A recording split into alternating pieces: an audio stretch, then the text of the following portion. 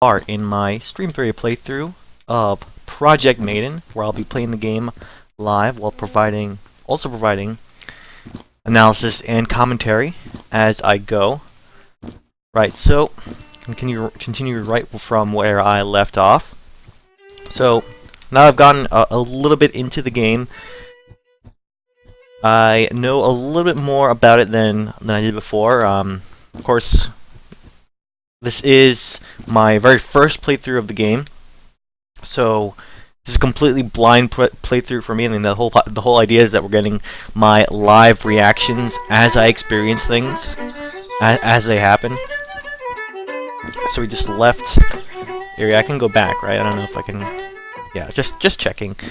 Yeah, there's a lot I don't know about the game, like what are the limits when you leave an area, can you return? Which areas can you return to? Which areas you can't return to? All that stuff. Right, so before I continue on, just make sure everything's going on smooth with the stream, sound check and all that. Right, so go over the things that I knew about the game before I started. Project Maiden is described as a Zelda game in reverse, or a Zelda type game, where it's like an action adventure type style of game where you go on an adventure, a journey, you experience story. In the end, you traverse, explore a large environment, go fight enemies, do puzzles and all that stuff that is typical of a Zelda style of game.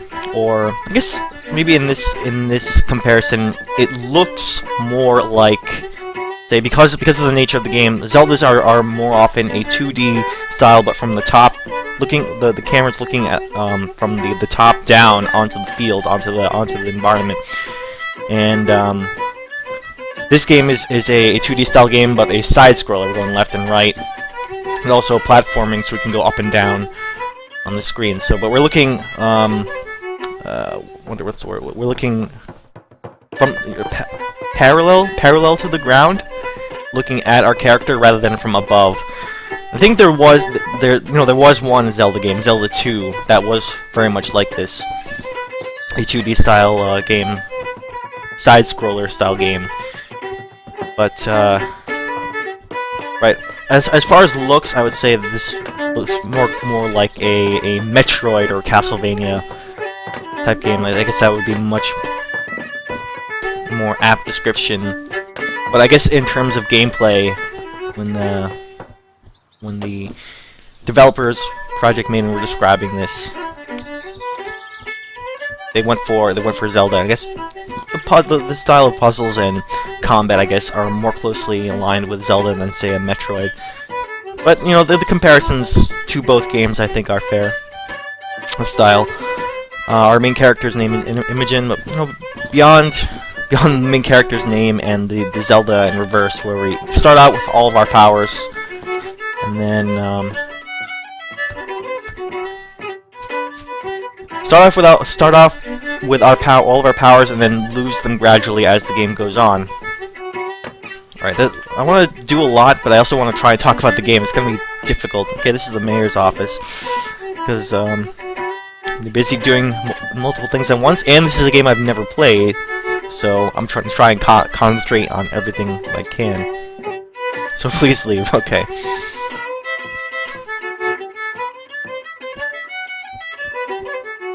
Okay, so right now I'm just exploring a lot,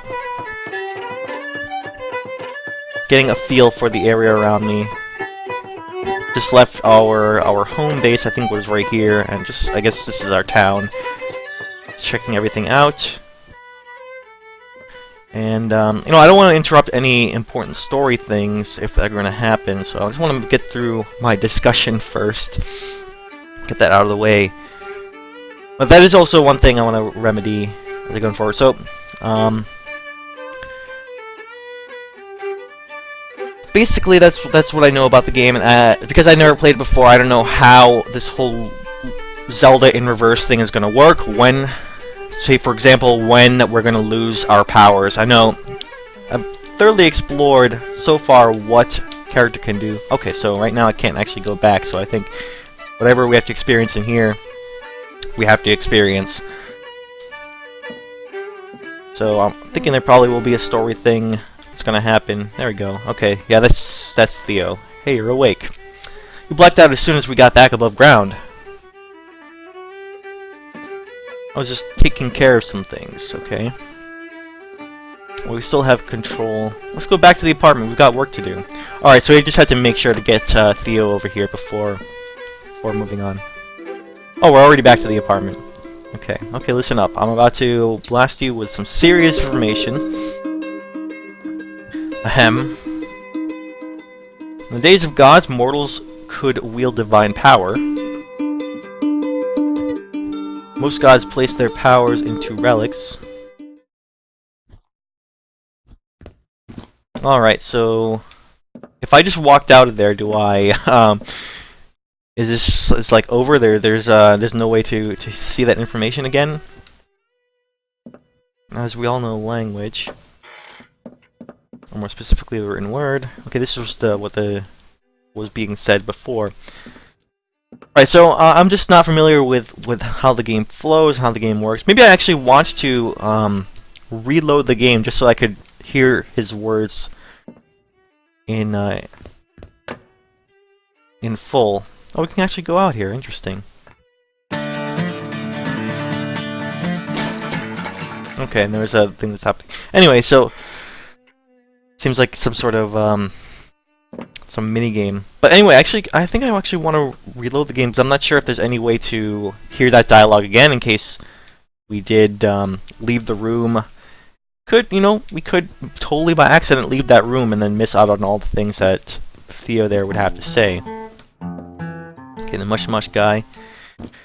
Right, so again, as I said before, made clear that I am playing this game for the first time, and a lot of things I can do wrong, perhaps, or in any case, I'm trying to experience the game as blind as possible, and I'm getting my raw reactions, my raw playthrough. So, actually, I think I want to reload.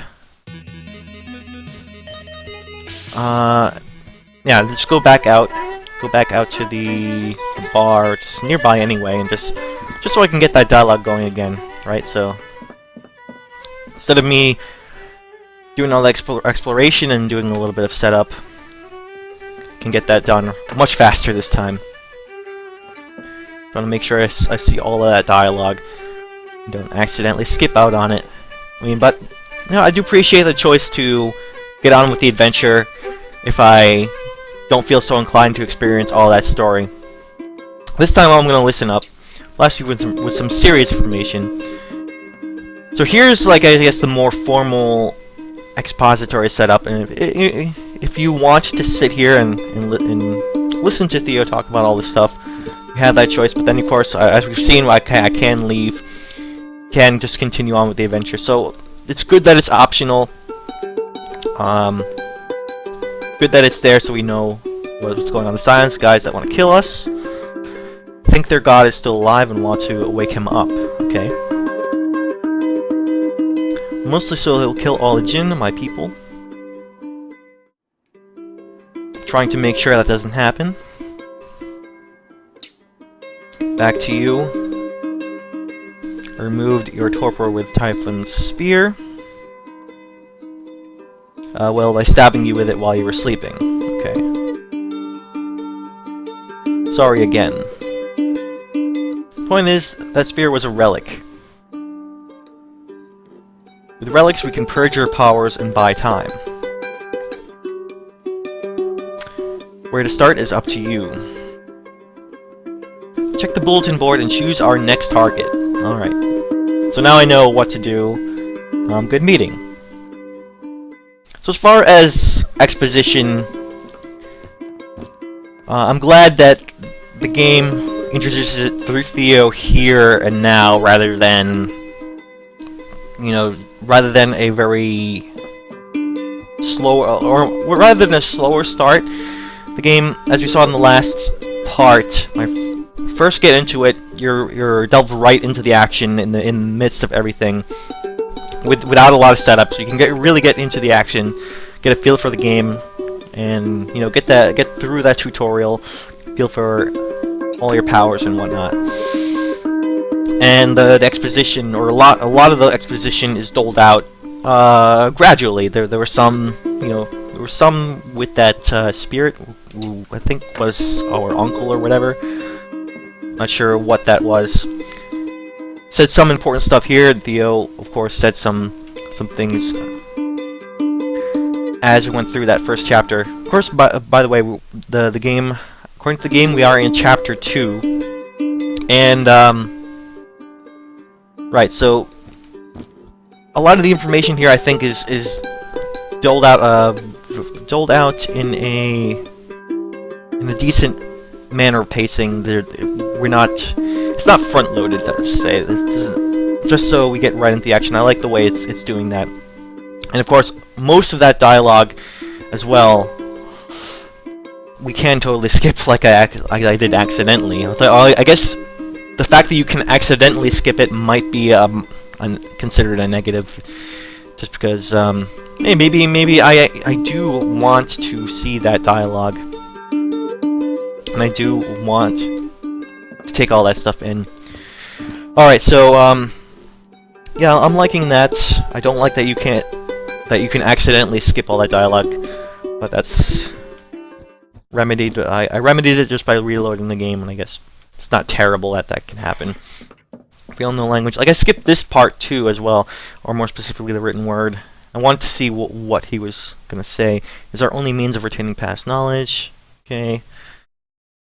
You can rebuild society slowly, surely, but it all starts with the books.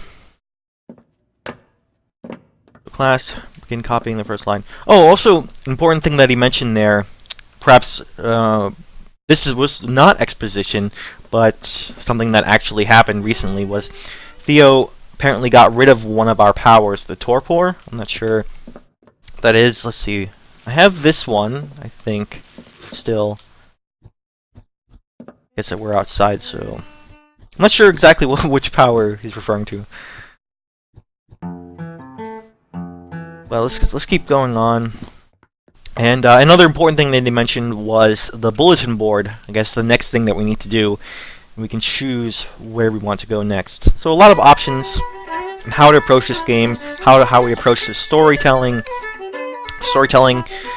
By the nature of it being an indie game, done through dialogue at the bottom of the screen. And I think that's also, I was wondering about this too, how this game is presented, not only in a 2D side-scrolling manner, but also it is very heavily letterboxed, if you noticed. It is not filling up the screen. There are black bars on the top and bottom. And I've been wondering why that is. Why there is a why it is letterboxed. Why it is presented like that. And, one reason is, I think, just that because of the dialogue, they want the game wants to make sure you can see the dialogue clearly. Right, this was the mayor's office. So I guess the letterboxing is intentionally there to make sure the dialogue is readable at the bottom. But then again, you don't get the full screen presentation. It's I guess more of a stylistic choice on top of that. You get the dialogue clarity, but also, I guess, slightly more cinematic style experience. More filmic ratio. I don't know. It's a style. I'm not sure. It's a little bit unusual to see in a game, especially a 2D game, because most of the time, as far as graphical rendering, there's no problem from modern PCs today to render a full screen, like in 1080p presentation of a 2D games. So I think this letterboxing effect is deliberately a deliberate stylistic choice. I don't think there's anything left to do in this bar, so I'm still exploring, checking things out while I talk. Alright, so a lot to think about the game right up front, especially as I'm learning more about it and I'm learning how this thing works. So Well, one of the questions I brought up a little earlier on was how the power loss thing was going to work, how that Zelda in reverse thing was going to function. And I guess that already happened. We lost one of our powers already. Okay, good day, miss. Do you have anything else to say?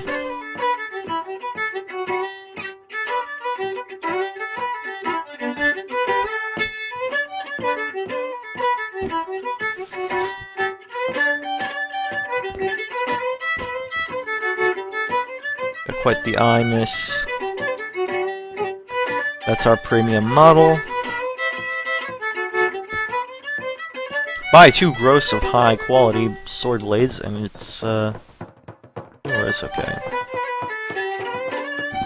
I'm not sure what this is all about, but I'm not really meaning to interact with a whole lot here. I'm just exploring in the town, I suppose. Looks like this is the edge. Well, there's also that. Remember, there's that mini game that fell across in here. By the way, I think I might as well save as well. Save this way. I think I'll do that. Right, so know what to do next in terms of progressing the main story, and we have to go find that bulletin board. But for now, I think I want to check out that whole cat deal that I stumbled upon before, and what that's all about.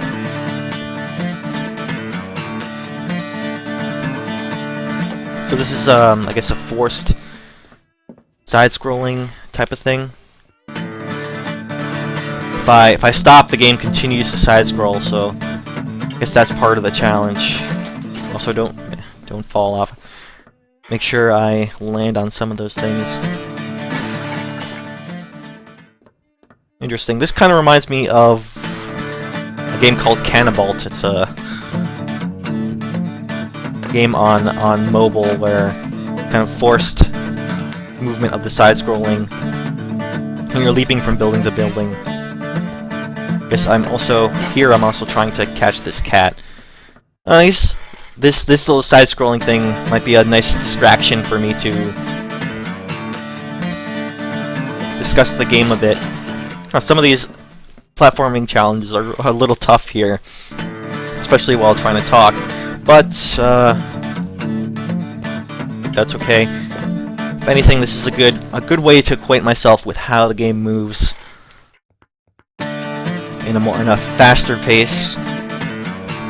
How my character is able to. Yeah, that one's I have to deliberately stop myself from moving there. Too much of a temptation to just hold the stick controller to the right. Too much of a temptation to just keep moving and accidentally fall off. Right, so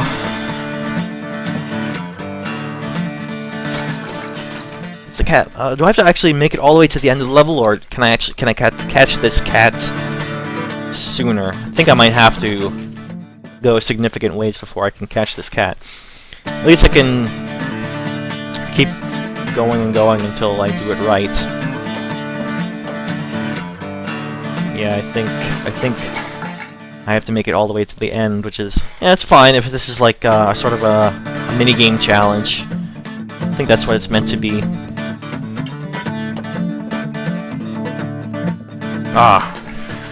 Gotta get my jumping timings right. So, I think I have a much better grasp of the game, understanding of the game, how it works, compared to the first time when I was just immersing myself in Project Maiden the first time, trying to figure things out. Also have a better handle on the story as well and what's happening there, now that we've heard some of the explanations from Theo. Some more dialogue in that regard. Maybe I actually want to do this later. See how far I can get. Yeah, I keep succumbing to that temptation to just auto-move, rather than being a little bit more careful with those jumps.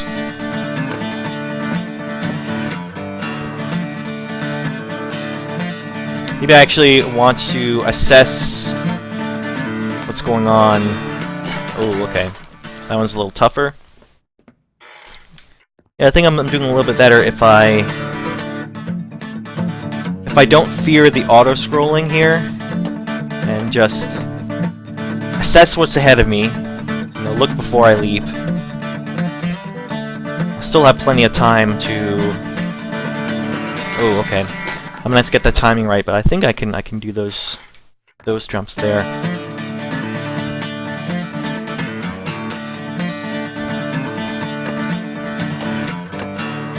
Okay, I think I'm getting the hang of this.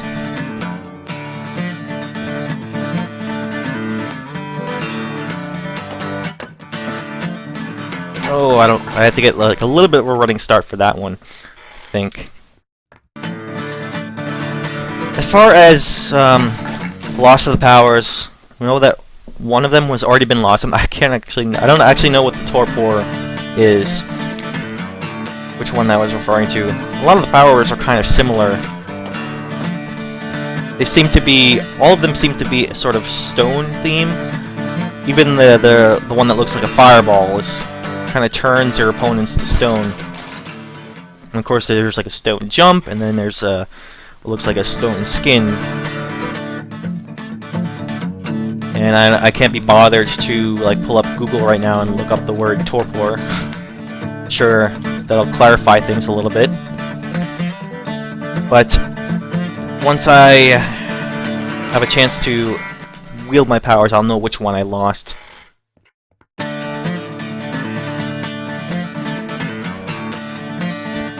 Alright, so another thing I wanted to address as I went on, I want to make sure I bring up was, you know, I went over the archive of my my beginning of the game. I got stuck on that jumping puzzle. Kind of reminds me of what's going on now, but I think the circumstances are a little bit different. This is a deliberate platforming challenge, and I think it's meant to be hard. While that one, as it was like within 2 or 3 minutes of the game starting, I don't think that one was meant to be so hard, and yet I ended up being stuck on that jumping challenge for I think about 12 or 13 minutes.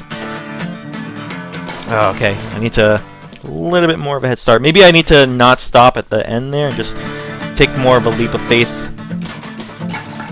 so I have enough of a running start. Hopefully I can make all 3. There does seem to be a there seems to be even a little bit more momentum here.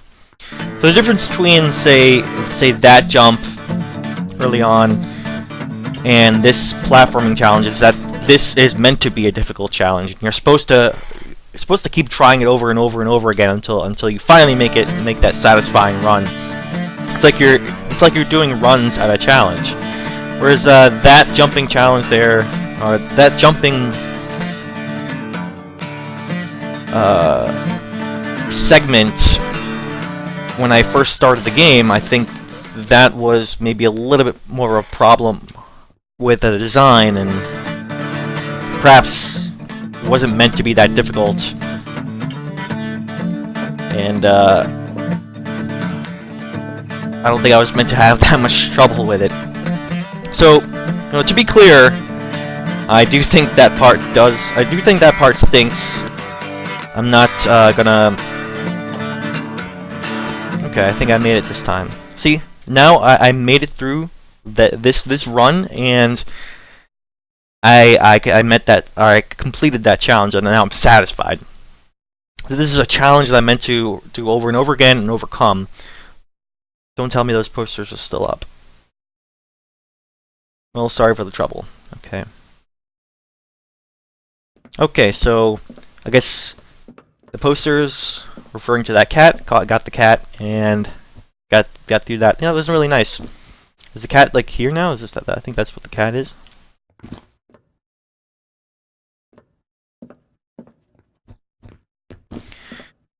Right, so that's a challenge. This is a challenge we successfully overcame.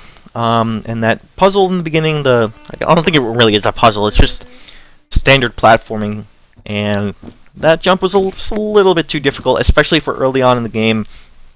A little too nuanced in how we have to try and stone jump our way in a really tight quarter space. Maybe that would have been, that specific jump would have been a little more tolerable much later in the game, when jumping challenges or the platforming in general would have gotten a little bit more complex and required a little bit more skill.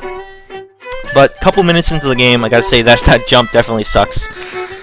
Especially on top of that, I didn't really learn anything from that jump. I went watching that clip over again, watching that archive.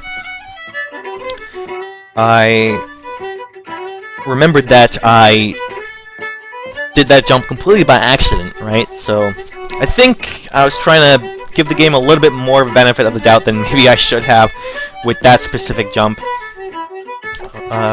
early on, when I think that was just a problem with the jump itself, which probably should not have been that difficult. But I don't want to get too hung up on a single thing. I just want to, correct that earlier on. For the most part, the challenges and the platforming have been serving me well. I mean, directly after that jump, once I got through it, the rest of that level wasn't too difficult. So I'm looking for that bulletin board. I haven't found it yet. So it's not like a systematic thing where consistently the platforming is bad in this game. Like, no, I'd say the rest of it, all of it was working quite well, and I was getting into it. I was figuring everything out. Nothing was really all that broken or frustrating like that one jump was. Everything was fair and interesting to overcome. Alright, so thought maybe that the bulletin board might have been this thing, but I'm not sure. Guess not. Right now I'm just looking for that bulletin board. Where is that thing? Don't know what this is all about. Come back to that later. And this ends right here. Oh, okay, that's a ladder. I see. I guess some of the challenge of the game is interpreting what the level is, like trying to read into the pixel art style that this game has, the 2D pixel art. Like, I didn't even notice that ladder was there. Oh great, another Scion Goon. Listen, remind your people I'm not on their payroll. These are delicate machines that I need time. And some better tools would help. Okay. I don't think there's anything else I can do here. Head back down the ladder. Now I know that exists. Kind of just fell into that by accident, but I think that's meant to be on purpose, because a lot of the what can be considered hidden or secrets can be hidden in such a fashion where even something simple as a ladder can be juxtaposed against, say, this window like we're seeing right now, and it can blend in really nicely. Then once you discover it, then you realize, oh, that is a ladder, and you can go to this new area that you might not have ever gone before. And I think that's the way the secret areas are supposed to work.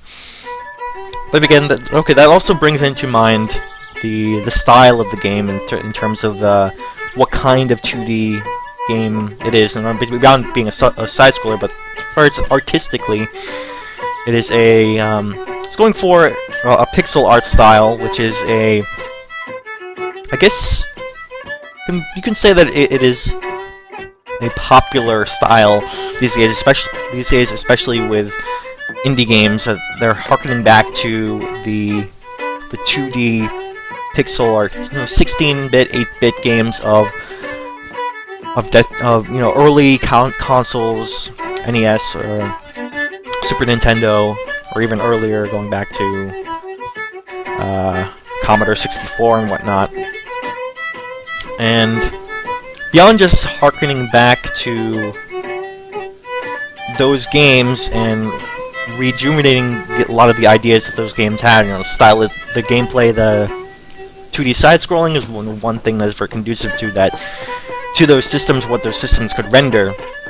We can do so much more these days with, you know, 3D graphics and 3D environments, but that doesn't mean that games like these 2D side-scrollers can't exist. And then when you have a 2D side-scroller, you can go for anything in terms of an art style. You can go for a hyper-realistic, like 3D rendered environments and characters against a 2D side-scrolling backdrop. And, you know, there are some games like that, like Shadow Complex is one example of a game with very high-end graphics, but still this same 2D side-scrolling style. Or you can go harken back to the style of those older games and go for a pixely, you know, low-res style and make it anew using modern-day standards. I wonder if there's anything more here, or is this supposed to be something the silly thing to do? Okay, so quite silly. So that's not something you can do. You throw yourself off every cliff? Okay. Yeah, I'm just experimenting with what I can and can't do in the environment, so... Well, here we are. You found us. So here's the scoop. Scoop it up, son. Seems like math has returned to this realm. Equations for days. Search high and low. In the place where rocks are lost. I see also less rain and clear skies. That should increase the number of portraits. Beyond that, only cats and eagles. Alright. I'm not sure cats and eagles in a land beyond. Is this supposed to make sense at all? Perhaps we'll have more to say in a month or two. Okay. That was interesting. I was just trying to figure out what what are the limits of the environment. Am I supposed to jump off there or not? And I guess in a way, jumping off gave me something to look at. Gave me a funny little story moment with those guys. I'm still looking for that bulletin board. I'm not sure if I'm looking in the wrong place or not here. Just gonna look randomly until I find. I don't think there's a bulletin board there. I mean, I thought that in the bar that was a bulletin board. Maybe I was wrong. This looks like more of a classroom. I don't think there are bulletin boards in there. So as far as progressing the game, I'm not that much closer than I was when I just started this part. I did do a few things like that cat chasing challenge. I guess that's something. I wonder if it's... Again, I wonder if... what I'm missing here. I don't know, this looks like a bulletin board to me, but I have no idea. Context of this world, what I'm... Okay. What everything means and whatnot, so, who knows.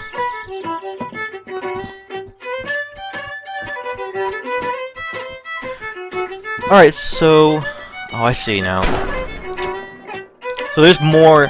Okay, there's more to the environment than what I'm seeing here. I mean, some of these areas seem a little non-distinct, I guess, or a little too subtle.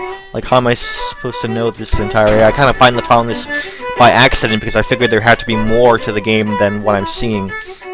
But okay, found a new environment. There must be something to do here.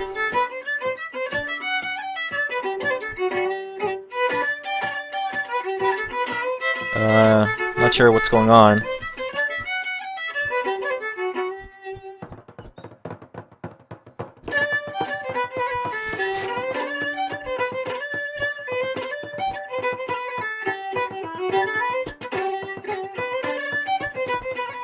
Yeah, I can't quite say what happened there.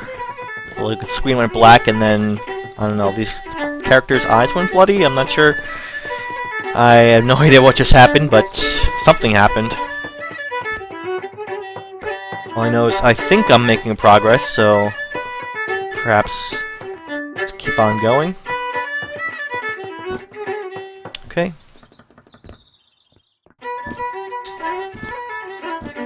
Anything more here? I think I have her gun now? Is that what happened? Push the bolt forward again? Oh, I see.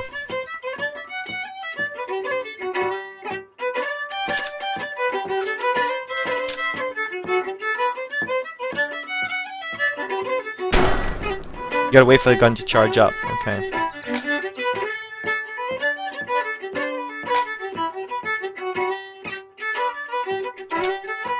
Oh, okay, so that's what this was for.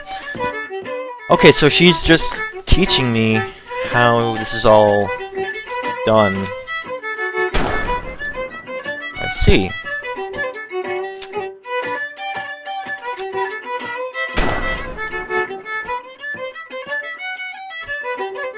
Huh, okay. So this whole area was just for me to get the gun from that character. Don't know who that is, but is there anything else to this area? I'm not sure.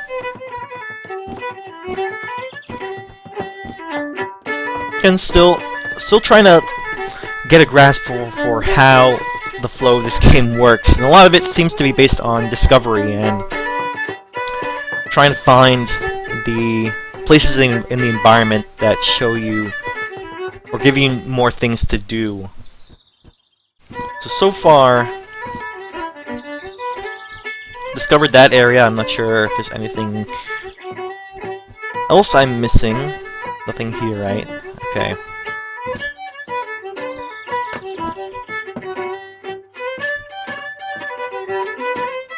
Okay, nothing left here. Okay. Alright, so wherever there's a gate, I'm starting to get it. Wherever there's a gate, that means that's another, like, a type of door that I can go through and get to a new place. I'd say the gates are a little bit subtle, because they kind of blend, again, just like the ladder, they blend in a little bit to the rest of the environment. It's kind of hard to pick them out and say, oh, that's a place where I can interact with and go to a new area. Bees! Okay, the new area. Still don't feel like I'm quite making a lot of progress. I'm still looking for that bulletin board, right? So I'm not sure if I'm going the right or wrong direction. If I'm staring it in the face and like deliberately being dumb or whatever.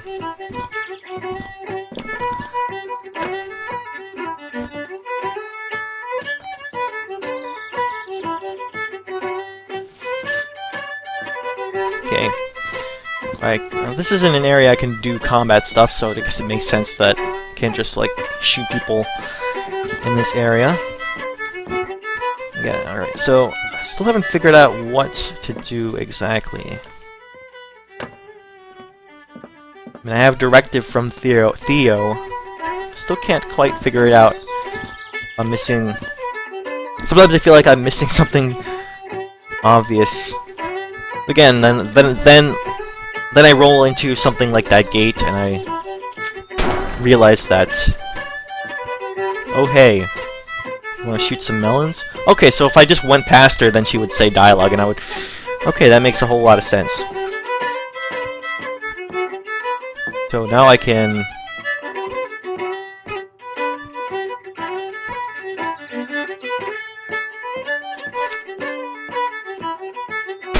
There we go. Then get our gun tutorial. Now this whole thing makes sense. But if you interact with her before she says her dialogue, then I guess I'm kind of a bit lost in terms of what happened there. But okay, I'm able to do it over again, and this whole scene makes a lot more sense.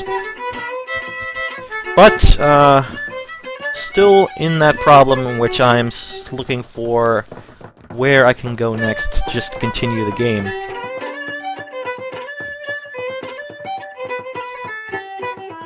And again, that leads me to believe that, hey, maybe I'm missing something obvious or whatever.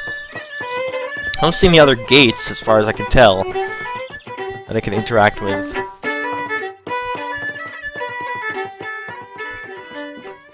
Maybe there are people I should be talking to. Can talk to them. How about back up the ladder? I don't think there's anything over here.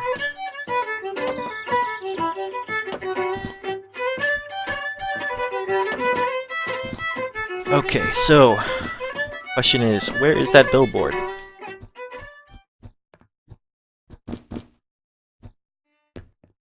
I wonder where Theo even went to. That's a good question as well. Right, so again, a lot of this comes down to I'm wrapping my head around what this game is all about, and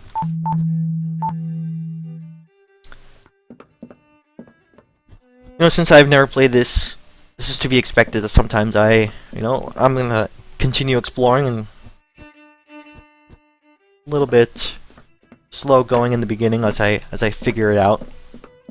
Well, sometimes that's just how playing a video game can work. But I guess that gives me more time to discuss a lot of things, discussing in the beginning, get through. I mean, you know, one thing I want to make or try to avoid doing from now on is also a lot in what happened in the first part was I was just standing around while I was talking, not doing much in terms of the game itself. Okay, and I want to avoid that. I don't want to. I want to keep moving along in the game. I want to be at least trying to do something. Whatever it is, like right now, I'm trying to figure out where to go. But at least I'm doing something. I'm not standing around in the same area just talking. Sometimes I get so distracted with what I'm saying that I don't make any new moves. Okay, what if I fall off again? There's something else to say? I guess not.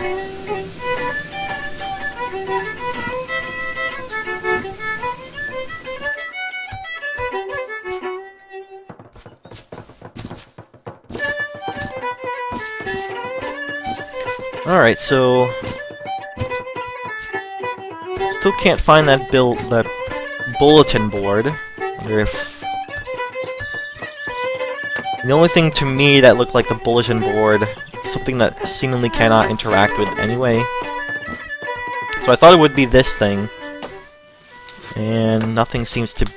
I don't seem to be able to interact with it in any way at all. So I have to imagine that I am just missing something outright. It's also this area. I haven't figured out what this is all about. So far, all I know of this area is I can move this box around.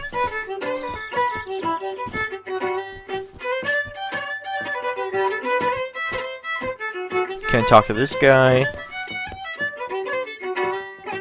All right. So now I think I'm running into just the thing about, like, I don't know enough about the game to understand its language or interact with it completely. I think I understand a lot about it, but I'm running into a similar, I guess, wall, compare it back to that jumping puzzle, where I just didn't know what was possible with my character until I accidentally found it. And this isn't necessarily a skill-based challenge. It's just like finding out where to go and how I guess involves interacting with the environment. It will be key to knowing what I can do to progress the game, but I don't know everything I need to know in terms of interacting with the environment. So perhaps that is making me miss something that I need to do in order to just progress and find whatever that bulletin board is. Okay, so I already did everything I could. As far as I know, I've done everything that I could in the environments that I've seen. So now I just have to find something that I might have missed. I wonder if the game could be a little bit clearer as to what I could do next, and leading me a little bit more in that direction. Right now, let's see, right now I'm in the same position as I was with the... Yeah, this is just a repeat of that. So I'm in the same position as I was with that jumping puzzle, except this is not like a skill-based challenge. This is what I'm trying to say. I just need to figure out what I need to do in terms of what to do next. Maybe I gotta do something with this gun. Let's try and... Am I supposed to just shoot these melons, or...?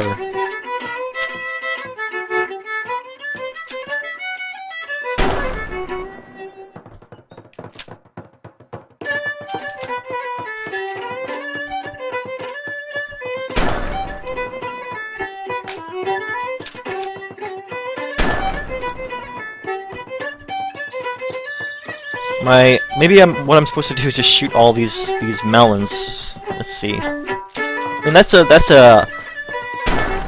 good hypothesis. Maybe that's what I'm supposed to do. And maybe what I need is this gun to progress before I can do anything else.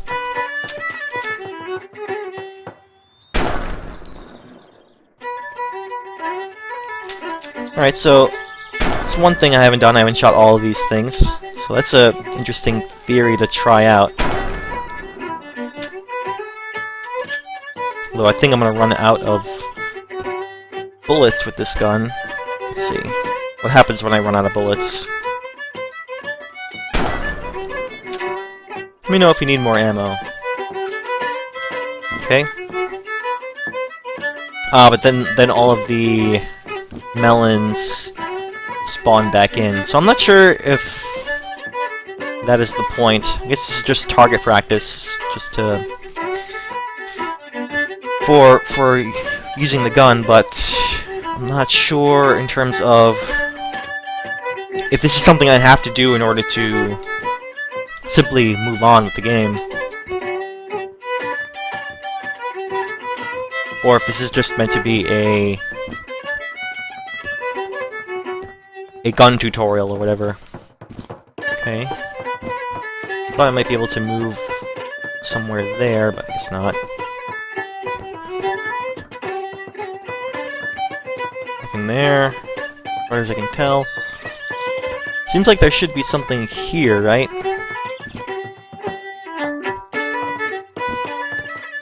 Almost thought there might have been something. Right, so I'm running into a similar... in essence, I'm stuck. I'm kind of stuck. It's a long-winded way of saying that I'm stuck. I don't know what to do next, but it's not quite the same situation. I guess that's what I'm trying to say. I'm not stuck on a jumping puzzle. I'm just stuck on how do I progress, and I think it has to do not necessarily with. I mean, before it was my knowledge of the platforming and how I could platform. Now it's my knowledge of, like, the environment and interacting with the environment that's holding me back. And, you know, it's on one level, like, some of that could be on me. Like, I should be trying to learn how this game works, or maybe I'm not paying attention or missing something. But on the other hand, there's something on the game side that could be maybe nudging me forward, especially when I'm not making any progress. So I have to wonder what I'm missing here. Something obvious. Sure, let's save. And okay, has nothing else to say.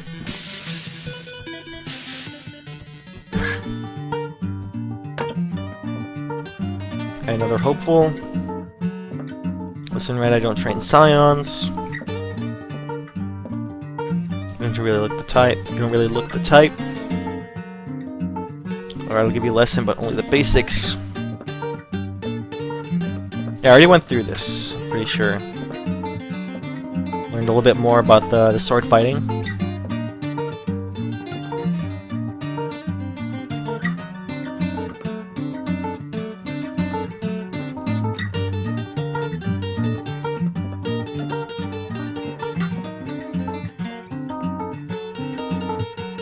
Pivoting, light movement.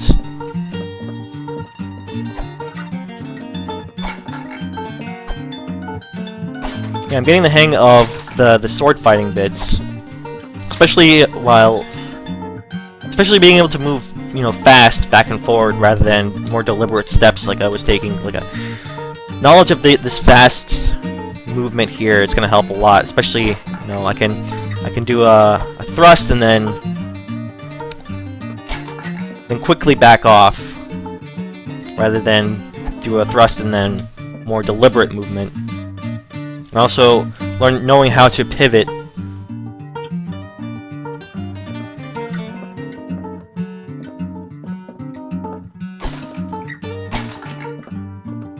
Okay, next move is the parry. Okay. So once I do the thrust, then if you see your opponent winding up for a thrust, you can parry their attack for a quick counter. I didn't get past the first thrust when I first saw this. Timing is everything. Show me your parries.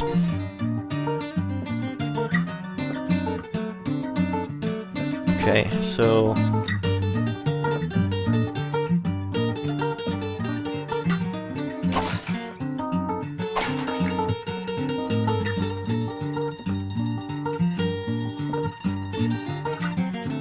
right, so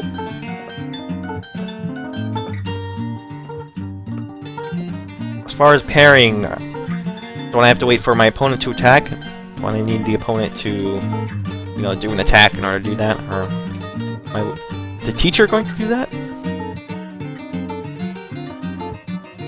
Show me your parries. I can't show him the parry unless... Nice try. Right, I can't show him the parry if the opponent isn't going to attack.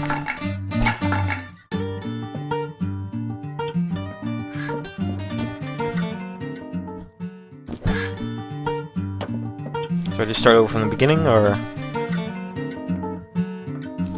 maybe there was something off about parries, or if one of these training things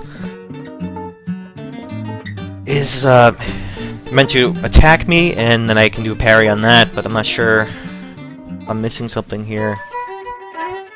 How do I get him to do the lesson over again? So he did the lesson again. And I went in here. Maybe I have to start the game over, or not over, but reload the game, and that's what resets it. Right, resets his training. Anyway, I think I get the gist of the parry because I've already done some combat. Like the big knowledge that I needed to know was that just the general movement is a lot in terms of what I need to know. So again, I'm still trying to figure out the bulletin board, right? Where the heck is that thing? I don't think there's anything here. I need to take a break in the game just to figure out... Oh, okay. This is the bulletin board. I was looking all over town, and I'm guessing that the bulletin board I was looking for was right in front of my eyes the whole time. Maybe did I miss a bit of dialogue where Theo said like, "Oh, the bulletin board is right over there" or something like that? It's right next to me. He was standing right here. Check out the bulletin board, which is right there. And if I missed that, then that's on me. Like I should have paid more attention to what he was saying. Then again, like I think a lot of bigger games these days put a lot of stock in repetitive information, especially if the information is important to progress in the game. And that's true of any medium too, not just video games. It's like there's the rule of three for movies, right? If there's some important piece of information that the movie wants the audience to know, it'll tell it 3 times in 3 different ways just to get that message across. And I think I mentioned that before, especially in storytelling. You want to make sure you know a specific plot detail important and the thing that's going to happen or about to happen, or it's important key information. It'll tell the audience that information at least 3 times in 3 different ways. Maybe the bulletin board thing could have been, since it is important to just progressing in the game. So I guess these are the 3 levels I could do next, right? And so I would say this is pretty important to getting through the game. So, I mean, the bulletin board was right there in front of my eyes, and I could have just, interacted with it right here and there. And that wouldn't have been a problem at all. Now that I know where it is, that solves a lot. I thought that I would have to go to a bulletin board out in town. Maybe it's my knowledge of role-playing games and questing and adventuring that is betraying me here, because normally say a mercenary would go to a town hall or something where they would have a bulletin board with quests whether that mercenaries could take for hire, work for hire. I just assumed that would be in town and not in the same room where Theo himself was talking about the bulletin board. So it is right here. But I guess this is speaking a lot to the disadvantages of... just one disadvantage of the way that the game is trying to tell me information, right? That important bit of information was just in that one line of dialogue, and I have no chance of seeing that again. So I could, in theory, get lost if I don't stumble across this eventually, or notice that the bulletin board is right here. Plus, this is one example of the pixel art style, though beautiful and has plenty of advantages. This is one of the disadvantages of that style, is that I can't tell this is a bulletin board off the bat. I kind of have to be told that this is what it is. It's hard to make that out and read that, because you have to, I guess, have expert knowledge of reading into this style. The average Joe Schmo is not necessarily going to know this is a bulletin board, or that the bulletin board is right here in your room to begin with. For example, in this room, I'm going to stick in this room while I talk, because I'm going to take examples from this room. I'm able to read a lot of things about what the environment is. For example, I know that this is a fridge, I know that that's a kettle, I know that these are drawers, cupboards, plates. I can read that stuff. We're in a brick house. These are flowers, but maybe something like a bulletin board is a little bit too complex of a thing. Here, I just see I just see something maybe this is just a wall with a lot of stuff on it, and I can't necessarily pinpoint that this is a bulletin board and not just a part of a wall with a lot of things on it. And it's just something. It's not a huge deal in the grand scheme of things, because once I find this bulletin board, I can just pick a level and move on. I think I'll do that now. But it's worth discussing that this is an indie game, and it's made by one person with help from others, but mostly one person. And something like this would be something that a game with a bigger budget or a larger team with more feedback, play testers and whatnot, this could be ironed out a little bit more, a little bit clearer that this is the bulletin board. Plus this is a world. On top of that, in addition, this is a world with a different language than what we're accustomed to. The dialogue is translated for us in English, but the text here, the text is not in any alphabet that I know. It's in a different language.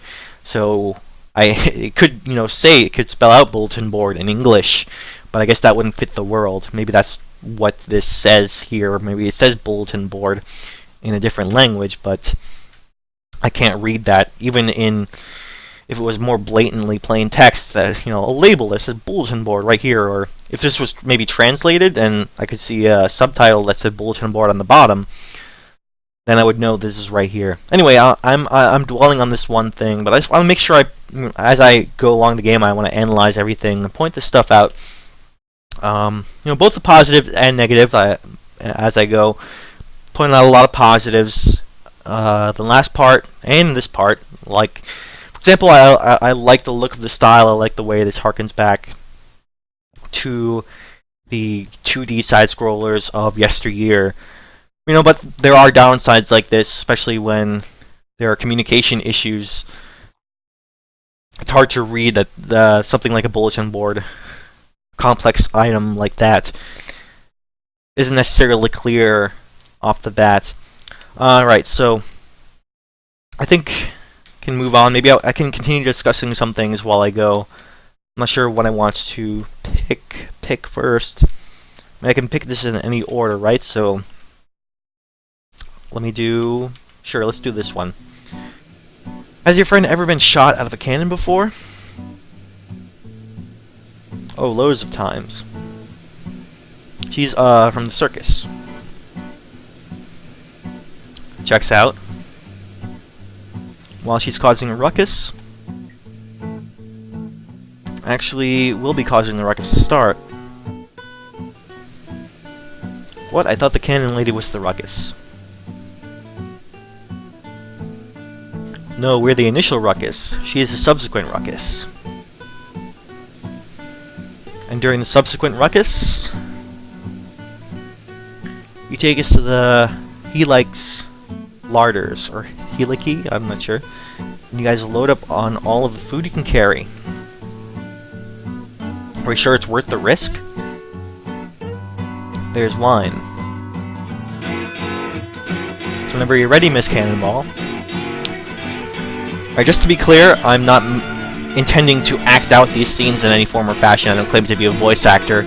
I'm just reading that so I know, in general, people following along, that they have enough time to read that. And if I read it, I know when you guys would be generally done at the same time.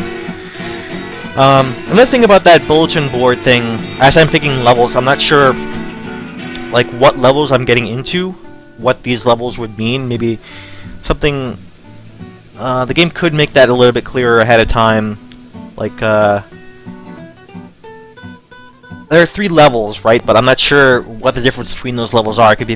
Might as well just pick any level at random, from what I could tell, because I'm not sure what I'm getting into or why I would pick one of over the other. If there's maybe a little bit more information about what each of those levels are, then maybe I can make a more informed decision about which level to do first or last. But you know, for now I'm just gonna pick any level, see how that goes. Alright, once you're on the Helike, head west. We'll meet up on in the treasure room. Good luck. Alright, so I'm gonna attempt this level. Now that I finally found the bulletin board, I can get in. And I can finally progress. Here we go. Okay. Alright, so alright, I still have Chapter 3. Arma Feminike. Feminake. Kano, okay. Feminake.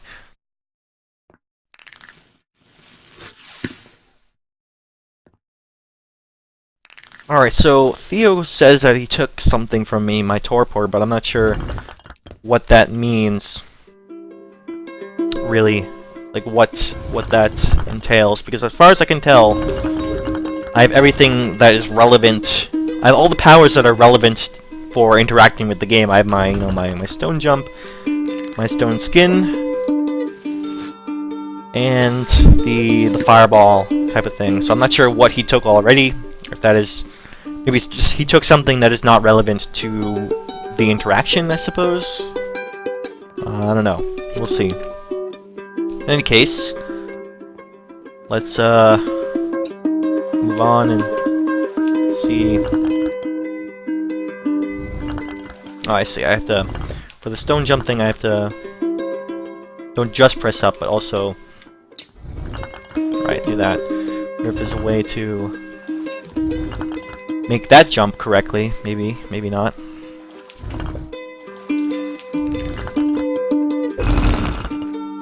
Okay. Also, oh, I'm learning that I learned something right now, that the stone skin thing weighs me down, so I can stay on the bottom here. That's an important thing to know. Alright, so I wonder if, I mean, there are some questions here, like maybe I'm missing something. I don't think there's any way, or I don't know of any way to make those jumps. Alright, so right now I'm just happy that I figured out how I could move on without having to stop, you know, or play later, without having to stop and look it up, or maybe ask the developer, Kevin, what this would entail. What I should do next, like, oh, the bulletin board is right in your room. Sorry for the miscommunication, but I figured it out. I figured it out. Okay, so I see that that there. There we go.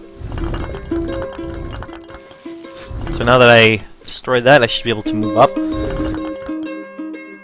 As far as the platforming challenges, I am figuring these things out. I'm not getting stuck on anything. In general, I know I can seemingly able to tackle these challenges. So I'm not sure if there's anything else in the environments to discover. If I might be missing anything, I'm not sure. Okay, that's something, right? I can shoot that thing.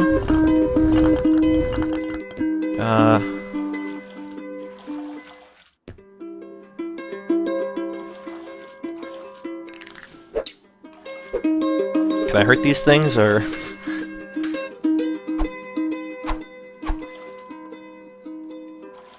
Oh, I like how you can charge this one up. Okay. Anyway, just random experimentation of the sword fighting stuff. Whoops, I keep getting a little overexcited with these powers. I gotta, sometimes I need to calm down and just okay. I'm not sure if there's any secret here necessarily, just an alternate way through. I think by shooting that, whatever that was.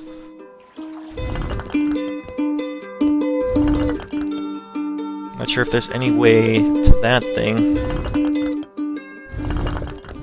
From what I can tell, a lot of the platforming here seems to be more of a vertical focus. Like, there isn't a lot of horizontal motion to my jumps. Like, doing a lot of any jump that is more horizontal focus instead of moving up and down, side to side jumps are a little bit more difficult to do, I think. But I think that's meant to be an alternate way, right? Just do that. That was the solution. Like, I was looking for a solution where I was jumping horizontally from this higher one, this higher jump here, or because this one I could easily get to. But it turns out with this jump here, I could. I'm just trying to. I already made the jump, but I'm just trying to demonstrate. I could make this one, right? So yeah, I can make this jump with that elevation. So keep in mind, a lot of the platforming, my character can jump up and down much more easily than side to side. So I shouldn't look for a solution to a jump that is jumping horizontally. If it'll probably be too far between two things. I just have to look for a platform that is close enough to the next one, and then jump. I can jump high, but not across. But okay, there's one example in which we're seeing two different solutions, I think, to the same room. One I can use my fireball power, and one I can use the stone skin to knock out the platform there. But I think both ways, or at least one of those ways, you still need the stone jump. The other one you just need the stone skin.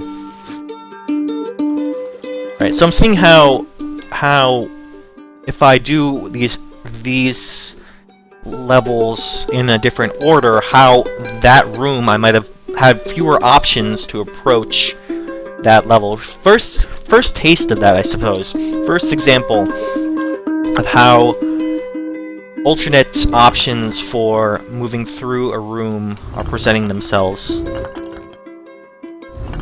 Okay, so like I said before, my character's horizontal movement is not that good, so I'm not entirely sure if I can make this jump. It's even possible, but it could. Okay, it is possible, but it's I guess because that platform is low enough that she can make it. I would say that maybe my reading of this is not entirely accurate. My character can make horizontal movements. It's just more difficult to do those from the player side. It's much more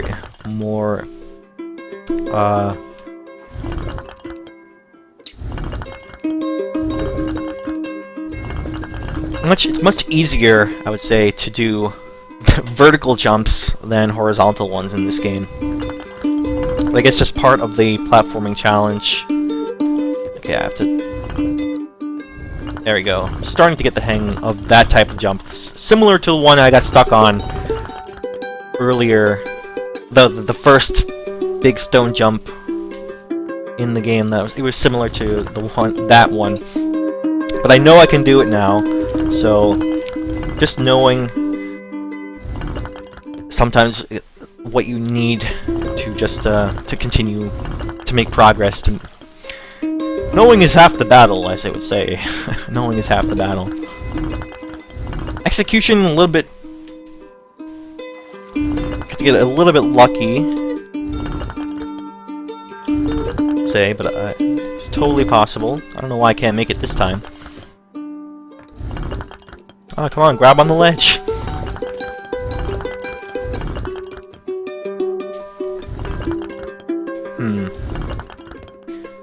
No, why I can't make it this time. There we go. Made it that time. Okay, was there any point to that? Or is that just to prove to myself that I could do it? I guess. I'm not sure if there was any point to doing that. There doesn't seem to be anything up here. Just move on.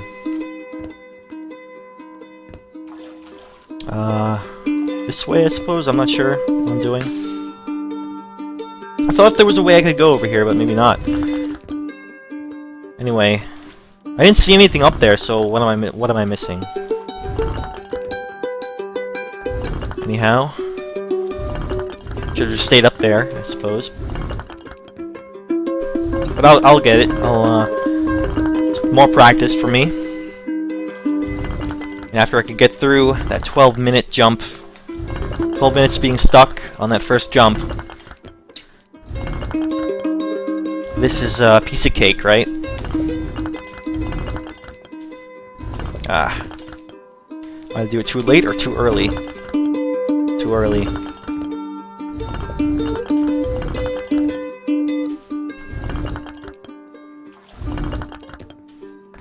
There we go. Oh, okay. That's a button. But now what? Oh, did that open the thing down there? Yeah, it did open it, right.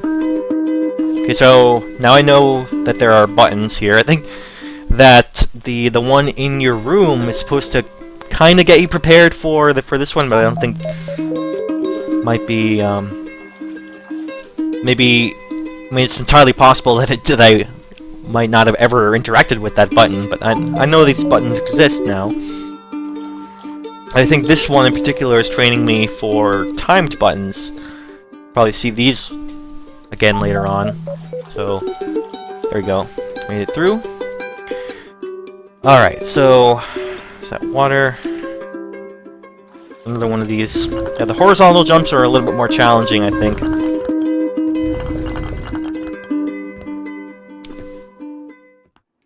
But, I have learned the hard way that they're possible. There we go. There's a button. Now what? Okay. I guess there was a circumstance there where I could have gotten stuck.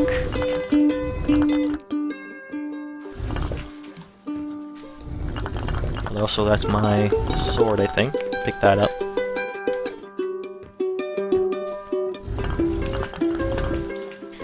Alright, so far, this level has been very good to me. You know, just some hiccups earlier on, as I'm trying to learn my way through the game, but now I think, hopefully, that kind of getting stuck won't happen ever again.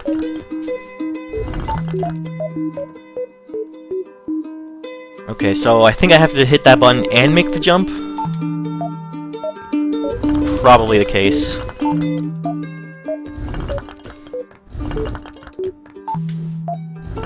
Let's see. Keep missing that jump. Maybe I'll sacrifice the stone jump power just because I am not good at it at all. I'm good at it for, as I said, for the for vertical jumps, no problem, but for horizontal jumps, a little bit difficult for me. No, I didn't make that jump. So I guess I think I have to just make that jump, or at least hit the ledge.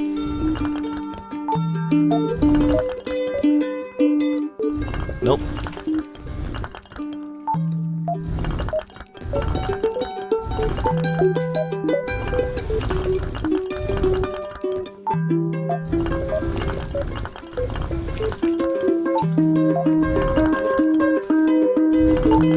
There we go. Got the ledge. Tough challenge. Alright, that... Scion, stand down. But why?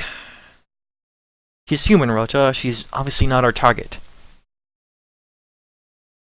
Besides, Imogen Broca is an old friend.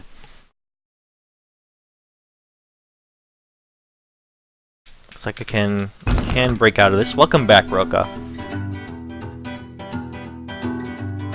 Oh, the talkative type, huh?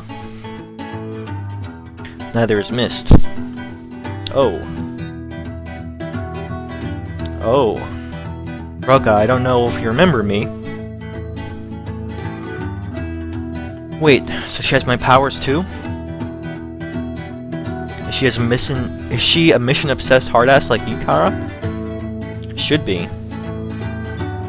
By the dead, she's got the whole set. Listen up, Scions. Our backup has arrived. Moving forward with the mission. I have to keep in mind that... Let's bring down the giant floating death machine.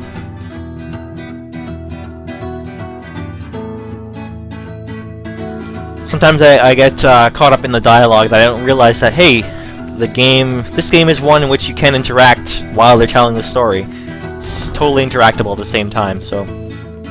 Sometimes I forget that, and then, oh, I can move. And I just move randomly. So, let's continue this on later on. So, get a little story tidbit there is that seems like they have powers too.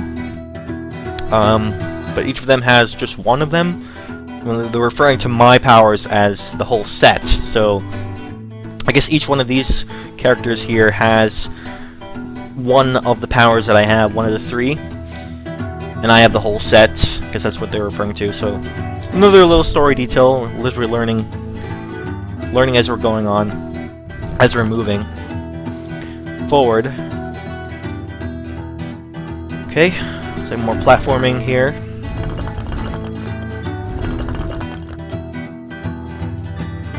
Yeah, kind of getting the hang of this. Alright, so how about I go here, and then I see a switch over there, so it's a matter of getting to that, I suppose.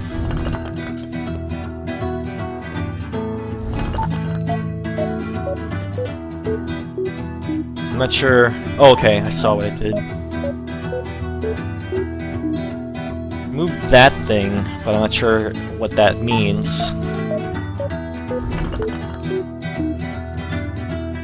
Okay.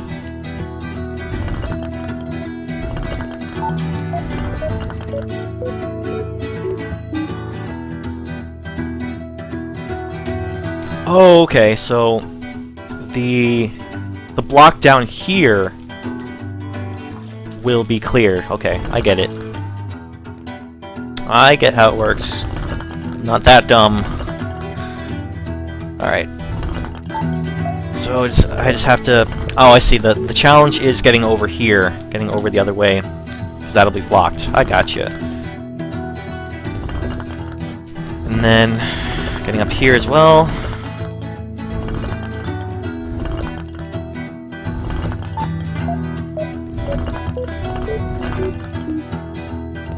Timing-based platforming. Not my favorite type of platforming, but satisfying nonetheless when you do overcome that challenge. At least I would say that. Getting kinda a little bit... I don't think I'm gonna make that one. A little bit overexcited with my jumping here. Should take it a little more methodically and pace myself a bit more, I think. Keep missing that jump. I don't know why I keep slipping off of that.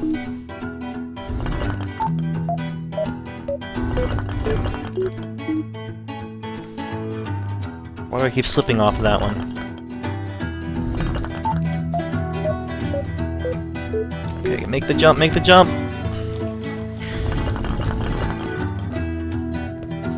Alright, I think this one will be a little bit more difficult to do just because it actually takes time to drop down. It's not an automatic thing. I have to, press A to drop down for each of those platforms. So to kind of do this quickly, drop down, drop down, drop down, and sometimes she doesn't drop down when I want her to drop down. No, where'd I go? Oh, I'm on some sort of ledge. Did I discover something? I wonder if I discovered some sort of thing. What is that ledge there? See, now that I went on some sort of ledge, I'm curious. Can I get up there? What happened? And I think I, oh boy. Might have, come across a thing that I should not have come across. Maybe I should not have messed with that. Alright, so first, like, this has to be a glitch, right? Like, this can't be a thing. So, alright, well, fortunately, I guess that means I start from back here. We're seeing downside of game that, what happens when... Let's do that level over again, that's fine. The downside of not being able to save wherever you want is that sometimes you lose a lot of progress. And especially when I come across a glitch like that. Oh, that's right, I can actually move on if I want to, I think. Causing a ruckus. More I can see, right? Thought the cannon lady was a ruckus. I didn't get a chance to explore the ship, so maybe there's at least that. Get to see a little bit more about what is going on here. Yeah, this ship is kind of nice. Very cool stuff going on here.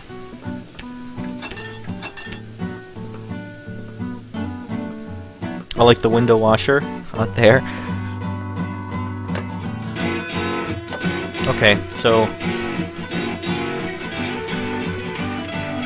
still a level over again. It's not too difficult to get back to where I was. I mean, but really unfortunate that I discovered a glitch there. I don't think I should be able to make that jump.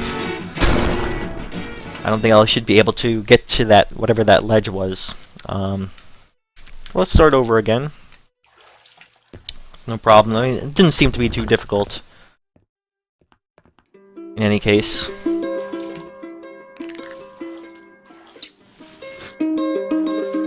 So I can just...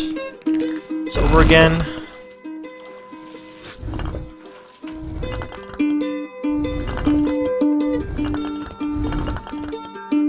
Speaking of which, I am getting used to, I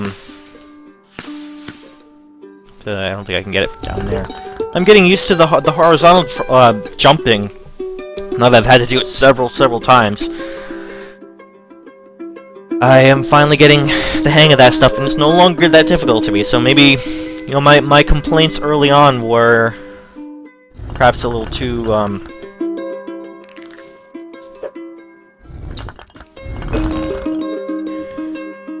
hasty. This is stuff that we can learn. Like, it's not something that I'll never be able to figure out. Okay, this puzzle, no problem. I'm getting getting really good at this horizontal jumping. There we go.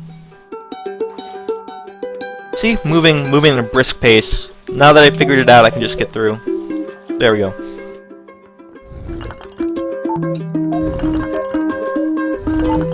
There we go. First shot. First shot. And then, guess you're supposed to get hit by that no matter what. Break that out. Break out. Also, if you break out early, you skip out a lot of that dialogue. By the way, and it kind of changes the narrative a little bit. Yeah, if you don't wait, I don't know if you remember me. It shows my powers too. Okay, so it still says they still go through that same dialogue. Just get through. You just experience that wake up dialogue a little bit sooner. Okay. Yeah, that's fine. I like that. I think that's fine because then you don't want to miss out on stuff. You want to see it a little bit differently. You see it in a transformed state, but not necessarily. You're not necessarily missing out on any important stuff. I think the important detail, that tidbit, was the whole thing about powers. A little bit, we're learning a little bit more about how her powers are. No, oh, I messed it up. See, the thing about that is the same thing about this here is that the same thing to jump down is also the same one to jump up. So, like, I jumped down and I had to make sure not to jump here and just move to the right or move to the left. So this one's a little bit tricky, I think.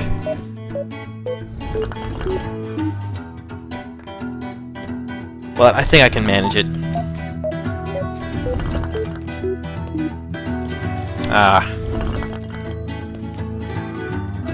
Also, yeah, that glitch was unfortunate. Obviously I'm not gonna try for it again. I thought maybe there might have been a secret area or whatever there, that would have been cool, but nope, that's just something that get outside of the map of the world, or outside of the area. The game kind of glitches out. Fortunate. I'm just not doing it fast enough. What am I missing here?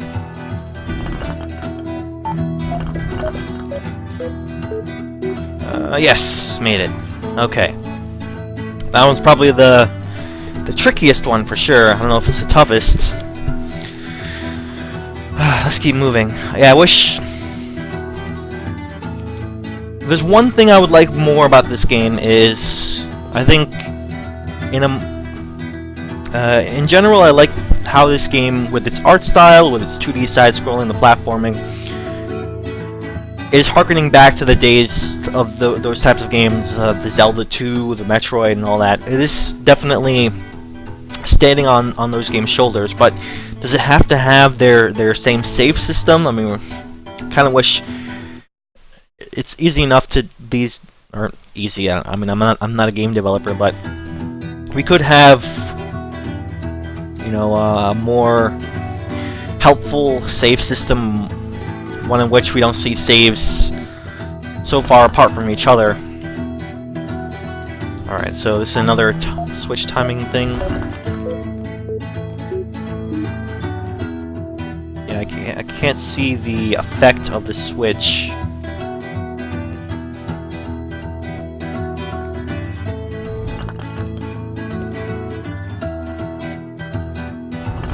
Can't make that jump. How can I make this jump?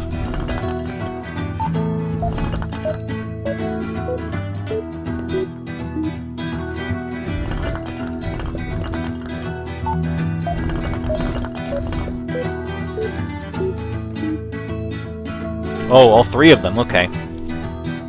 Alright. Not sure what that other switch did, but not sure if I need it.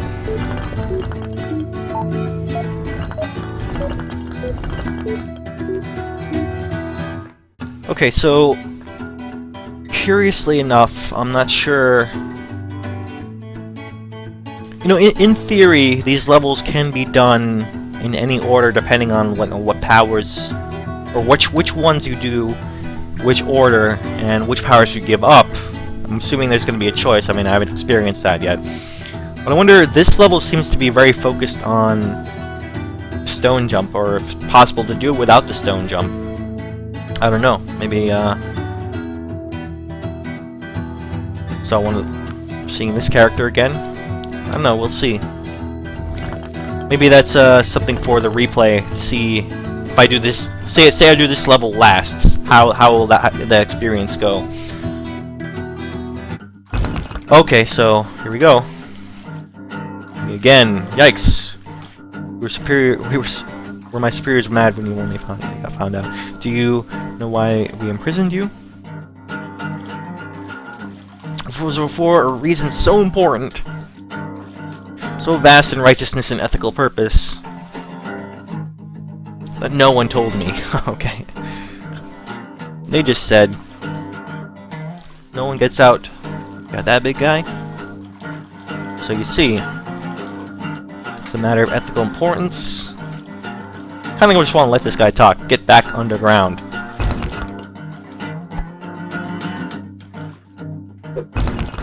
Okay. I'm not sure if I'm gonna make it with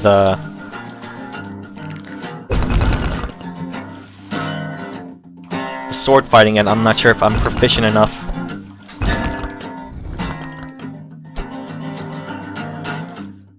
Ooh, okay.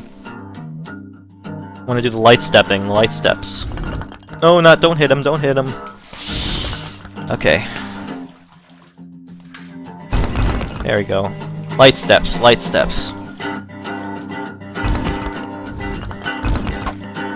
And then pivot around.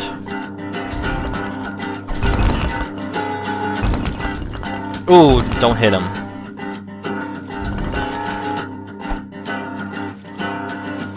Ah, okay. Feeling the pain of my character here. The game doesn't even need to have rumble.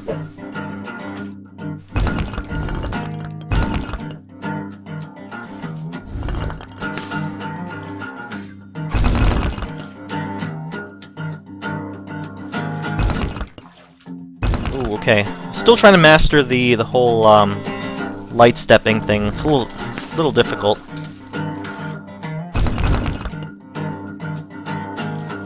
Because you can't move. You have to go up, but then not move.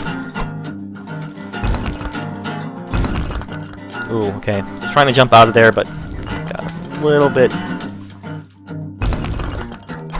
Ah, okay. Ah, I was trying to jump backwards there sometimes. Yeah, at least those lamps aren't there. I can say that about.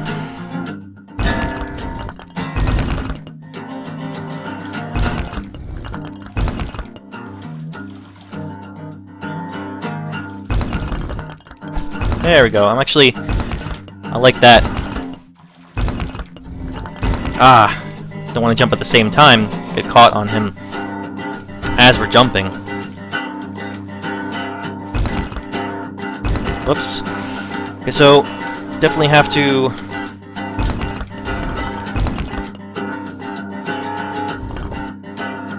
I think I'm making this a little bit more difficult than it needs to be, but I'm trying to do this in a way that isn't so reliant on one strategy, because I know I'm not gonna have, say, the fireball thing every time. I'm eventually gonna lose that, so I want to make sure I can get by without it. Oh, okay.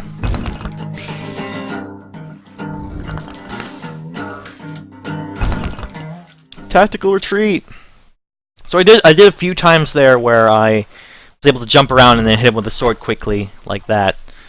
Essentially what I wanted to get through.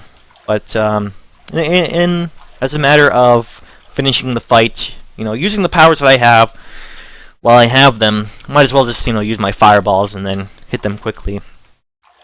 So alright, but I wanted to do a little bit of practice where, particularly this one, where I'm still not used to the whole light stepping thing, because if you move a little bit too far out, then you get back into your more heavy steps, like this, the more prodding ones. So, and I'm talking in terms of the control stick here, so that takes a little bit getting used to, especially in the heat of battle. It's hard to keep track of that. So say, no, don't go too far. This is fine. This is fine. All right. Yeah, it's easy to keep track of that here. I like, as far as the sword fighting, I'm really liking how the footstep mechanic works. I think, as the trainer said earlier on, the game itself is right about the sword. All the nuance of the sword fighting is in the footsteps and getting your control precise. And I like how precise that control is. And if you're just panicking, not paying attention, then your entire movement changes. And it's kind of like your character's movement is a reflection of your emotional state, even. So I really like that. So if you're not paying attention, then your you lose control essentially, because you are not focused enough. And that's like actually how fighting should work, right? It's a little bit more accurate in that way. So I like how basically 90% of the sword fighting in this game is based on the footsteps and the movement. Because that's kind of true as, I'm not a sword fighter in real life, but I would suspect that stance and movement is super important to real life sword fighting. What was that about? So the whole footstep thing is, I think, the genius behind the sword fighting, and I'm really loving that. Even though it might seem a little bit like I am failing at the sword fighting, it's because I'm not focused and I'm not in control of my character, and I think that is a good risk-reward type of deal with the system. Maybe some people will be frustrated with that, and there were instances in that fight where I was frustrated because of that, and that was actually being detrimental to me. But I think as I master the sword fighting further on, I'm going to be less and less frustrated, because I'm going to be more focused. Remember to be focused, and the sword fighting will look really cool and work very well later as I go on. I'll get the hang of it, just like I got the hang of the stone jumping thing within this one level, right? This one chapter, I got the hang of that. The whole the stone jumping, where in the beginning I thought like, oh, the horizontal jumps were so difficult, and I was frustrated. But then I was like stone jumping all over the place like crazy. Since I was doing them over and over and over again, yeah, practice makes perfect. Yeah, so like a lot, even a short span of time, this game is getting me to do things that I didn't think were I was capable of doing. This is, I think, high praise for the game. That said, keep in mind that there were some missteps earlier on, and I can't discount that stuff. But I think that's, you know, no game is perfect, right? There's going to be great stuff about it, and there's going to be some missteps along the way. Alright, so got a save point there, so I guess we are not quite done here. This is a definitely looks like a platforming challenge to me, and I'm not sure. Platforming challenges do make me a bit nervous. That's to be sure. Okay, got through it. Alright. Got through it. So, gonna move on. There we go.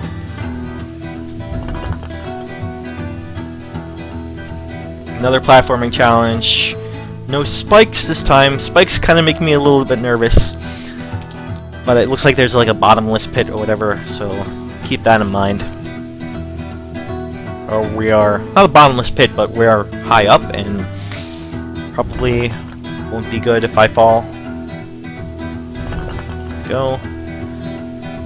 Alright, so this platforming, I can manage it. This is I can totally do this. It's totally doable. Alright. So, right, the platforming, I would say the platforming here in this game isn't probably not its strong suit. I mean, it's serviceable, it's pretty good.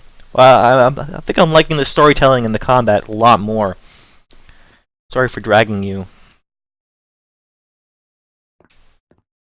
Also, another slight problem with the game is that because of the way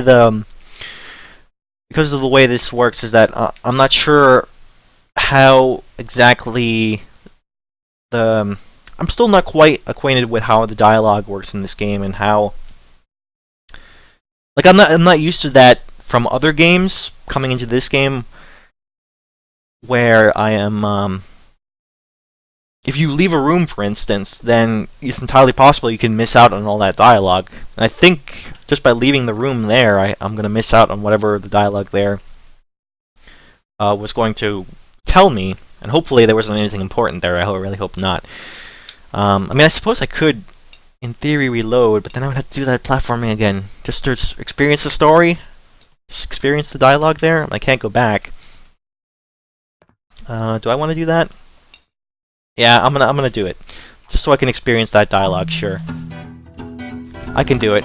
I'm brave enough. Yeah, it's not that bad. See, I made it. Doing this just for the dialogue. There we go. So yeah, okay. Attempt to cure our loneliness. Fix some of our past mistakes. Came together as one and created humans. Thanks to a little bit of raw chaos, they could surprise us. And indeed they did. Lived happily together for many, many years. The chaos never sat well. Some humans took to war or violence or worse,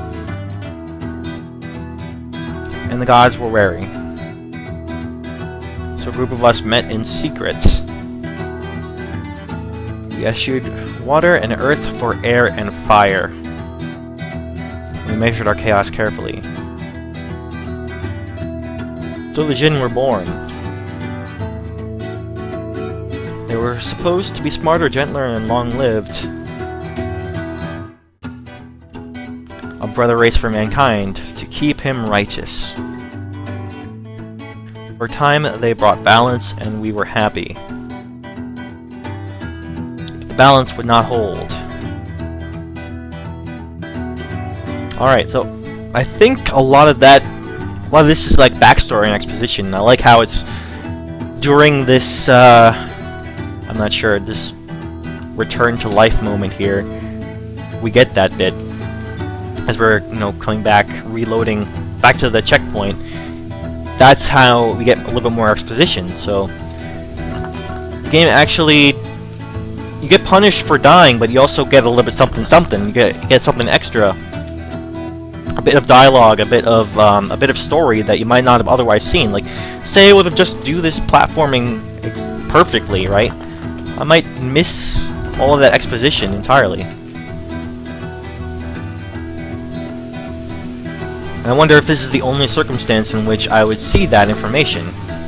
That's an interesting, question to ponder. I don't know how the game works. So, as far as the dialogue thing I was mentioning earlier on, there's a distinct trade-off there, right? The fact that you can continue to move about, you can skip it entirely, you have that option. There is a trade-off in the fact that, on, say, your first playthrough, maybe you didn't intend to... What am I doing here? I'm going backwards. Maybe you didn't intend to skip through that dialogue and you wanted to read it, then you end up skipping it anyway. So I'm reloading back to that earlier checkpoint just so I can... Okay, so there's a conversation below which Theo and his father are talking. I know, and I'm sorry. And we're kind of overhearing that. I'm sorry for running away. And we can skip this, and I really like that we can skip it because we can choose to direct our experience as we see fit. I'm sorry I can't even stay by your side. Or we can, we can experience this dialogue and redeem an important part of the story. I'm sorry. I'm just glad I can see you one last time. One last... Dad, where is everyone? Gone. We dropped them off the last settlement. The elders are serious about stopping Typhon's revival. They'll wipe out the human town if they have to. By any means necessary. So does that mean you know where Typhon is? Come with me. Okay, I think that's it. That's a significant amount of dialogue. I would say a significant amount that I skipped out by accident. That I didn't want to.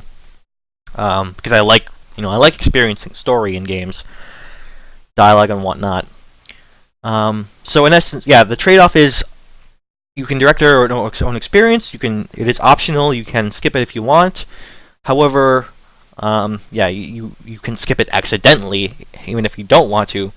That's the downside here. So, some games remedy that by trapping you in the room, but that takes away a choice to not experience it.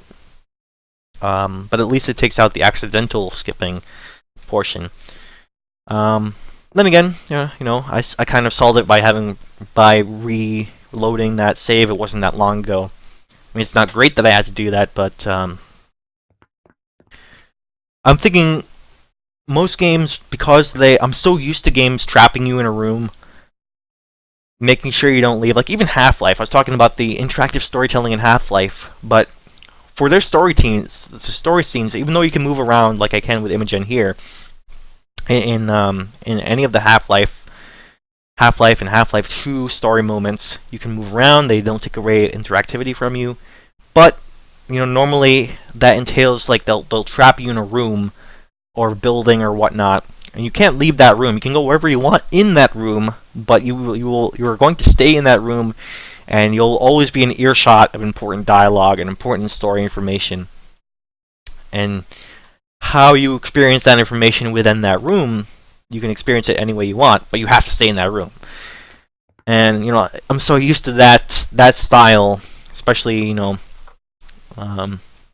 enjoying games like Half-Life, that I don't know that the game will let me accidentally skip it. I don't know that Project Maiden will allow me to accidentally skip this dialogue. So that little experiment, my moving on by accident, ended up costing me something that I wanted to experience there. So I think maybe this is, that's not necessarily a bad thing. Again, it's a trade-off. There's a positive and negative to that. And you can't say that it's entirely negative, the fact that just because you can accidentally skip it. I think maybe now that I know how Project Maiden is telling its story, I won't be so quick to move to the next room. Maybe I will wait for that dialogue to go through. Especially, I decided that it's important to me. I will look at the dialogue and experience it before, doing something crazy and moving on. Alright, so experience all the dialogue, we can go forward. And there's Theo now. He was just in that room talking to his dad, and now he's here. Okay. Here we go. Continue on. Let's see.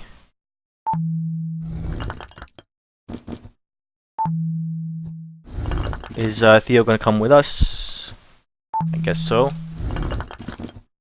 And I'm not entirely sure what we're doing here. I guess this is the goal of the level. Here we go. Alright, so is this the means by which we are going to lose our power and restore ourselves back to normal? I think so.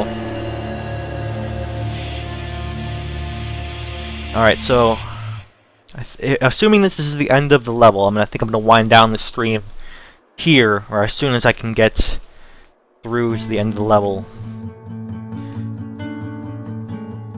Alright, this looks pretty cool, gotta say. Not sure what this is all about, but M the B, Math the Band, I think that's the Math the Band. They're all in the game. I'm not sure who all these characters are. Maybe these are all, every single one of the characters in the game, all assembled here. Interesting. Very cool, very cool. I like that. Okay. So, I'm gonna start to wind down the stream, but once I reach the end of the level, I'm not sure when that's gonna be. What am I missing here?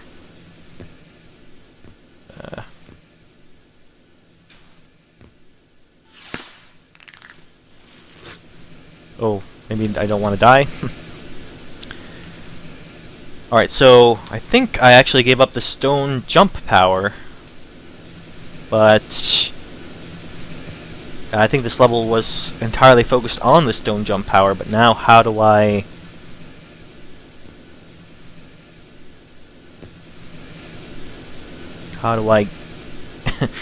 you know, I've come to rely upon it. I guess that's the catch-22 of this game, the main lesson here. Come to rely on that power, I'm not... Ah, okay, gotcha. Now you have to kind of figure your way around it. Sometimes you need to be on the ledge. Alright, so is that something I can jump on? Again, you know, one of the downsides of the pixel art that I saw before is that it's hard to read which things in the environment you can interact with versus things you can't. And I'm not sure if this little metal beam here is something I can interact with. Is something that she can land on. Yes, it is. Oh. Okay. Okay, it's a little tricky. Oh, am I supposed to go over there? Yes. And I was able to do that without the stone jump. Because I don't think I have that anymore. Yeah, I definitely do not have the stone jump anymore. Okay, so which level you do is what determines which one you lose. So you don't have that choice at the end. Like, it is the levels themselves that, like, doing this level means I'm gonna lose the stone jump power, essentially. That's what that means. And I don't want to die to the spikes. Oh no, that means I lost the sword there. Okay. That's a shame. I suppose I can, you know, get it again later. Oh, okay. And in any case,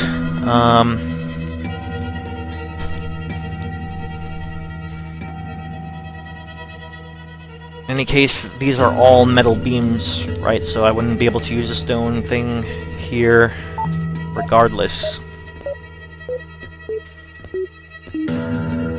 Oh. So close. Alright.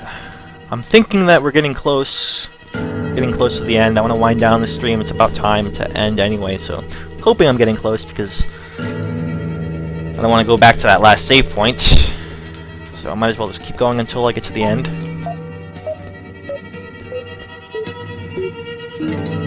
Ah, so close. Being a little bit too A little bit too cautious, I think. I just gotta... Oh. I can make this. I know I can make it. Got very close. Just gotta do it a little bit faster.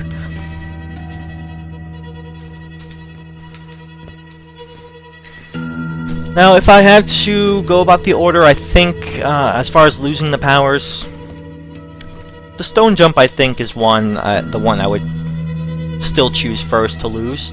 Just because I feel like it is kind of the most finicky, for sure. That's okay. And it's not necessarily the problem with the stone jump itself, but the platforming in general. I mean, any developer would probably tell you that platforming is difficult to do, and seemingly like Nintendo, as far as 2D side-scrolling platforming, the only ones that have done this exactly perfect, right?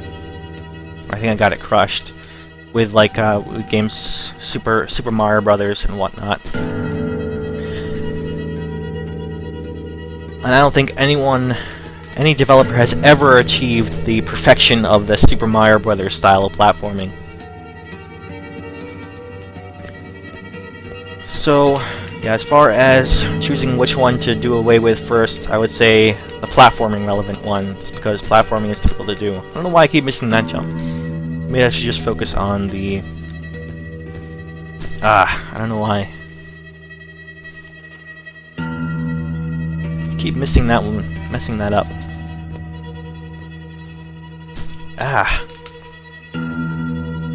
The exact same jump I guess I'm hung up on. I don't know why. Why do I keep getting stuck on that same one?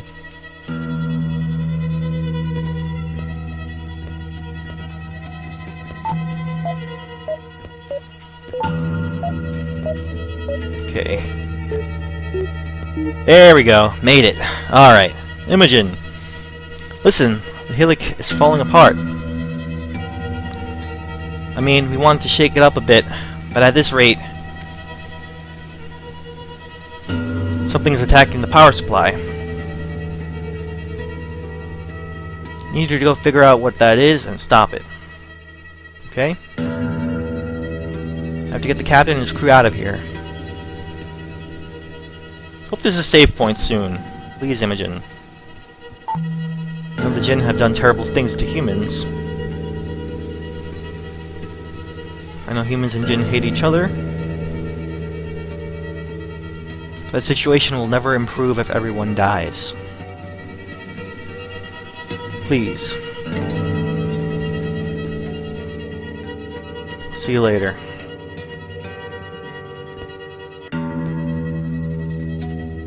Alright, so... Can't jump on that, okay. Pixel art! Bane of my existence. Oh, I see. That's, I need to... Aha, okay.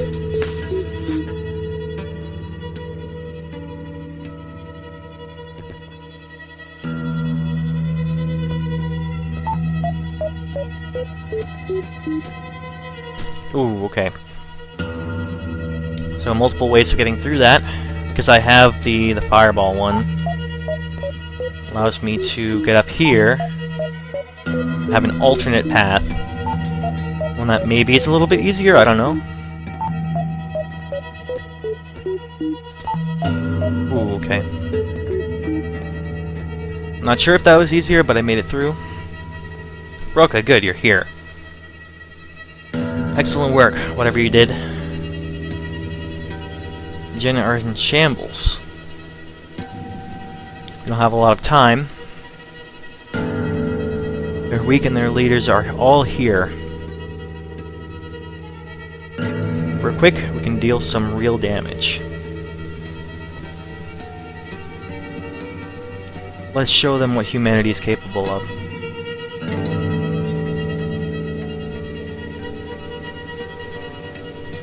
Okay.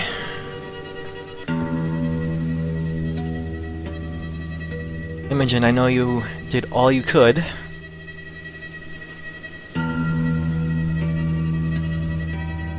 Save, yes, okay. there's a save point here. Okay, so that was the end of the level. Okay. Good to know.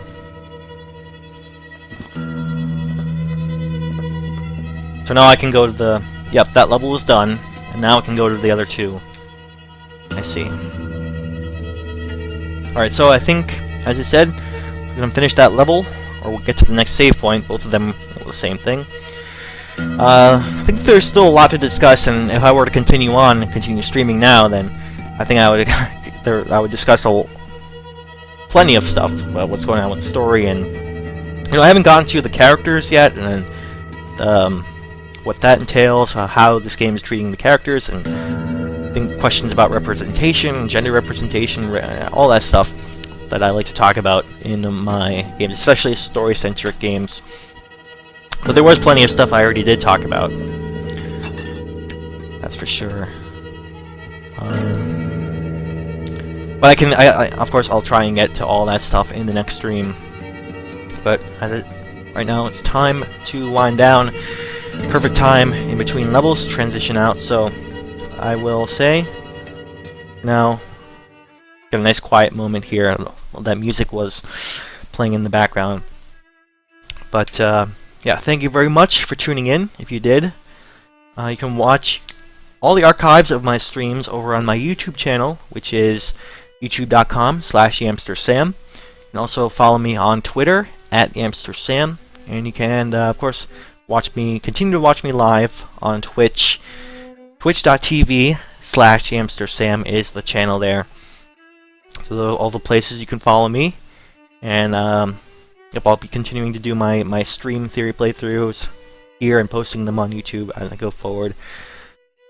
Alright, so a little bit of hiccups earlier on, but as I said, you can join me next time to talk about, as I said, both the positives and negatives. I'll talk about. I won't neglect both of those. So continue all that discussion later in the next episode. So I hope you will join me with that stuff then. Alright, hang on. Cords are a little stuck here. Alright, so now I'll sign off. Thanks again, and see you later.